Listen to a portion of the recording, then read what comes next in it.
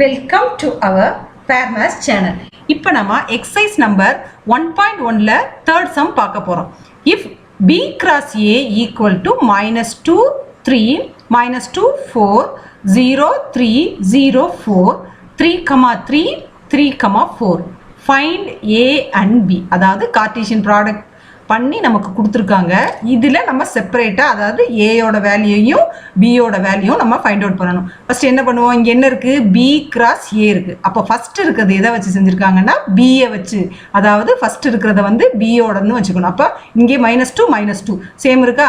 அப்போ என்ன பண்ணணும், ஃபர்ஸ்ட்டு பியோட வேல்யூ -2, செகண்ட் என்ன வந்திருக்கு 0 0, என்னது 0, அடுத்தது 3 3 3, அப்போ -2 0 3, இது வந்து பியோட எலிமெண்ட் ஃபைண்ட் அவுட் பண்ணியாச்சு. அடுத்து என்ன இருக்கும், அடுத்து ஏயோட எலிமெண்ட் என்னென்ன இருக்கும், ஏயோட எலிமெண்ட் என்னது 3 4 3 4 3 4. ஸோ ஏயோட எலிமெண்ட் 3 4.